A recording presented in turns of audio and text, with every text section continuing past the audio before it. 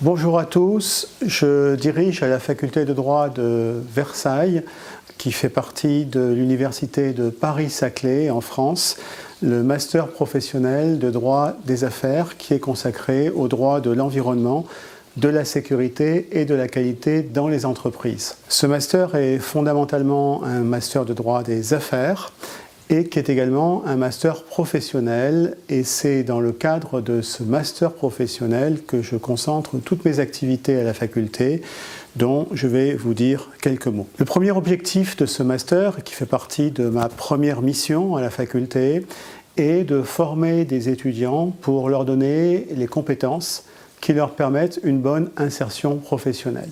Donc ma première mission est de contribuer à l'intégration et à la réussite professionnelle de mes étudiants en leur permettant de passer progressivement de l'université à la vie professionnelle. Donc c'est un investissement qui est important, qui consiste à leur apprendre la vie de l'extérieur de l'université, à leur apprendre le monde professionnel et à leur permettre d'acquérir des compétences spécialisées. Et comme je vous le disais à l'instant, ces compétences spécialisées font partie de mes thèmes d'intérêt professionnel dont je vais vous parler. Alors de quoi s'agit-il ? Il s'agit de 3 domaines particuliers qui sont le droit de l'environnement, qui sont le droit de la sécurité et qui sont également le droit de la qualité dans les entreprises. Et comme vous allez le comprendre, ces 3 spécialités sont vraiment très fortement liées les unes aux autres. Le droit de l'environnement, pour commencer, qui est une discipline initialement qui est plutôt une discipline de droit public, mais qui aujourd'hui concerne les entreprises. C'est-à-dire que traditionnellement, le droit de l'environnement fait partie des préoccupations de ce qu'on appelle la puissance publique, c'est-à-dire l'État qui réglemente les activités pour permettre une meilleure harmonie de la société et pour permettre de protéger l'environnement. Aujourd'hui, la tendance, et c'est cela le sens dans lequel s'inscrit mon travail, c'est que cette responsabilité est de plus en plus celle des entreprises plutôt que celle seulement de l'État, simplement parce que l'État ne peut pas tout faire. Et donc l'État délègue aux entreprises la responsabilité de mettre en œuvre des bonnes pratiques qui sont plus soucieuses de la protection de l'environnement, de la protection des populations et en même temps de l'avenir de la planète. C'est ce qu'on appelle de façon générale la responsabilité sociale et environnementale. Mes étudiants, comme moi-même je l'espère, avons vocation à devenir des spécialistes de la responsabilité sociale et environnementale. Donc, à travers cette spécialité, nous nous consacrons tous à quantité de disciplines qui sont des disciplines encore plus spécialisées, comme le droit des installations industrielles, le droit de l'énergie, le droit des déchets, le droit de l'eau, le droit des sols, le droit de l'air, toutes les disciplines qui peuvent être impactées par des activités industrielles et sur lesquelles l'État intervient, mais aussi sur lesquelles les entreprises doivent s'intégrer de façon à permettre de protéger l'avenir de la planète. Donc ça, c'est une question qui est très importante et qui concerne principalement la nature, l'environnement, mais ça ne peut pas être la seule préoccupation. Pourquoi ça ne peut pas être la seule préoccupation ? C'est parce que les entreprises ont des activités qui n'impactent pas seulement l'environnement, mais qui impactent également les hommes. Les hommes, à travers notamment des pollutions qui interviennent dans tous les domaines. Ce ne sont pas seulement des pollutions qui sont faites à la nature, mais ce sont des pollutions qui sont faites également à l'environnement humain. À travers l'environnement humain, je pense notamment à l'alimentation, qui pose des problèmes aujourd'hui de plus en plus importants. Donc, on peut citer de multiples exemples, notamment en raison de l'agriculture industrielle dans les pays civilisés. On utilise beaucoup de pesticides. Ces pesticides sont un danger mortel pour les habitants et de façon plus générale pour l'avenir de l'humanité. Donc on est confronté à une problématique qui est simple, c'est que d'un côté il faut évidemment nourrir la planète, les habitants, ce qui exige une production industrielle avec des produits chimiques qui sont dangereux, et d'un autre côté, ces produits chimiques sont eux-mêmes dangereux et donc ils posent des problèmes de santé humaine. Et là, on voit bien, à travers cet exemple, quelle est l'articulation entre la question du droit de l'environnement et celle du droit de la sécurité. Pendant longtemps, on a envisagé la protection de l'environnement seulement du côté de la protection de la nature elle-même. Aujourd'hui, de plus en plus, ce qui est en cause, ce n'est pas seulement la protection de la nature, aussi importante soit-elle, c'est la protection de l'homme et même potentiellement l'avenir de l'humanité elle-même. Donc les étudiants que je forme, et cela fait partie de mes centres d'intérêt, s'intéressent, se consacrent au rapport entre le développement de l'industrie, qui est indispensable pour le développement de l'économie, et puis également la protection de l'homme et les exigences qui sont de plus en plus importantes pour protéger la santé humaine. C'est, de façon plus générale, la question du droit de la sécurité.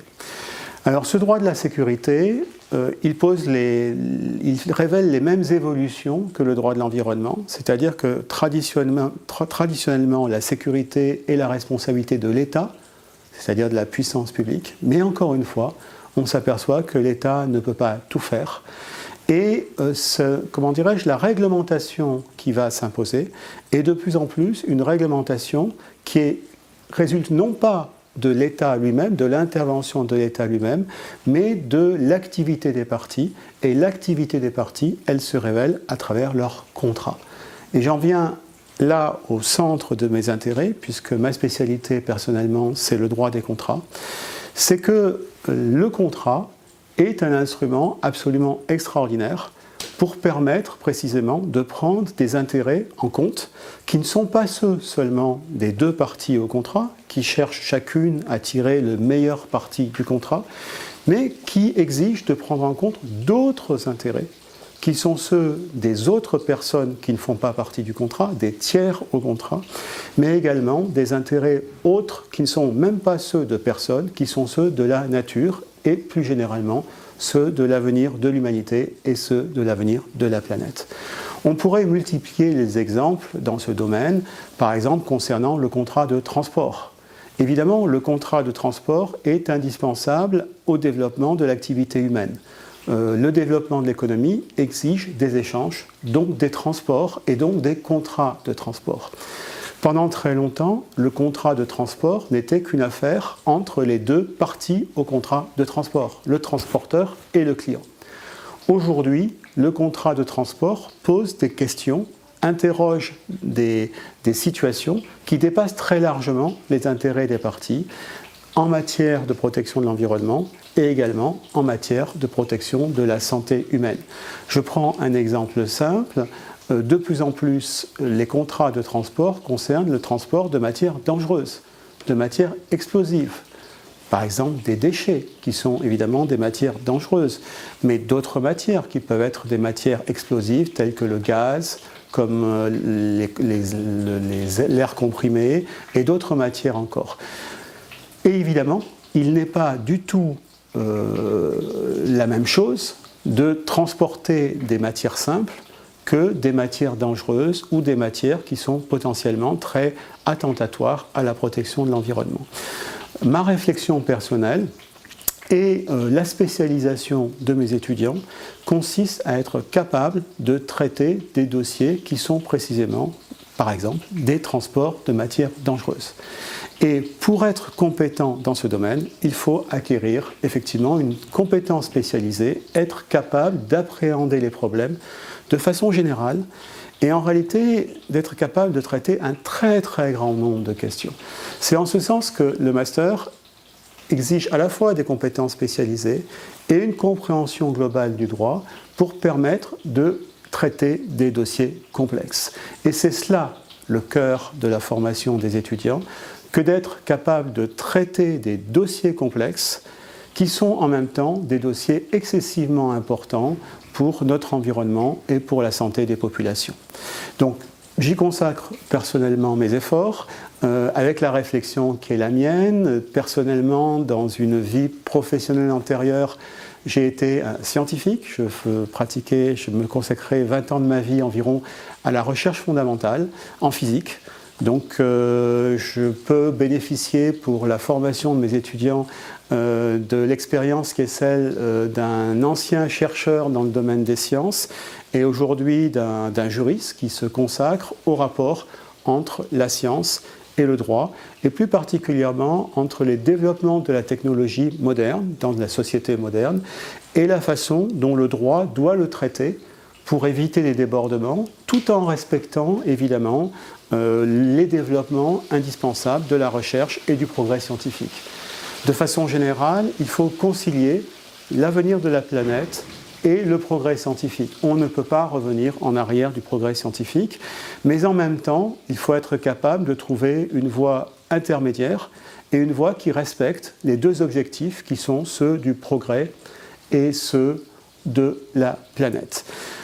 Mon objectif personnellement et celui des étudiants que je forme, comme s'il s'agissait d'une filiation intellectuelle, d'une filiation scientifique, c'est effectivement à cet endroit de former des jeunes professionnels qui peuvent contribuer à l'avenir de la planète, donc, et en même temps à la réalisation de leur vie personnelle au service de cet avenir, en ayant toutes les compétences qui sont requises pour être capable de traiter ces questions et des questions qui sont complexes.